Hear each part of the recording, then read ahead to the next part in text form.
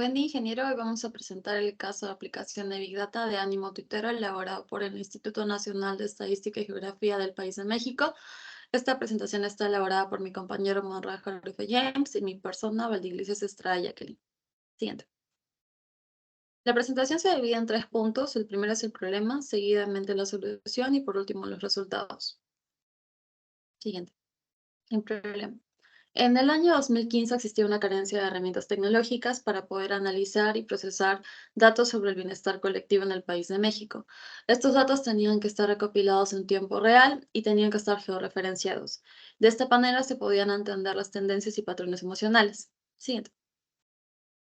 La solución fue crear el sistema de ánimo tuitero en el país de México a través de la recolección de twitters de usuarios en el país y de esa manera se podían analizar patrones emocionales. Siguiente. Para ello, los autores elaboraron la siguiente arquitectura que se basaba en el primer paso de recolección de datos a través de la API de Twitter. Siguiente. Siguiente. Luego de la recolección pasamos a la filtración de datos. Esto se hacía a través de la herramienta de Logstash y a través de 2 servidores, uno en Linux y otro en Microsoft Azure. Una vez se terminaba la filtración, se tenían twitters georreferenciados y se pasaba al análisis de sentimientos a través de la herramienta de Apache Spark.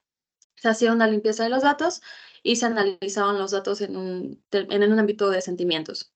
Seguidamente se pasaba al procesamiento, que se basaba en 8 servidores en Linux que tenían que estar activos 24 horas los 7 días de la semana. Y seguidamente se pasaba a la visualización de datos. Esto a través de una herramienta que se llamaba Kibana, que en sí es un dashboard. Y una vez se obtenían estos datos estadísticos, se pasaba a la visualización de los datos en la plataforma del INEGI. Siguiente. Los autores utilizaron un modelo de clasificación que usaba 4 algoritmos. El primero y el más importante es el SVM o Super Vector Machine, y el segundo era un ensamble de clasificadores que se basaba en 3 algoritmos que fueron elaborados por ingenieros involucrados en el proyecto. El primero era Zadinger, el segundo era LDA y el tercero era Graféticos. Y en conjunto, este ensamble alcanzó un 70% de clasificación de precisión. Y en conjunto con el SVM alcanzaron un 80%. Siguiente. Entonces, los datos que se utilizan se utilizaron de diferentes gestores como fuentes de datos, como Hadoop, Cassandra, Apache, que estos datos recopilados pasan por Strike, que es un motor para el procesamiento de datos, que utiliza RDD para tener un conjunto de datos distribuidos que trabajan en paralelo. Esto nos sirve para entrenar el modelo y tener los datos de los 225 millones de twitters en diferentes campos como ubicación, texto, fecha, hora, emoticones y hashtags.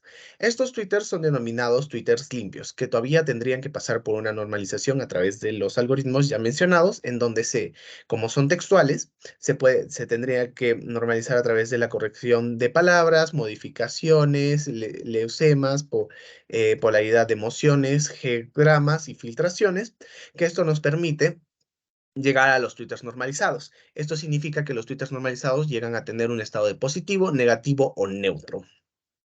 Los resultados.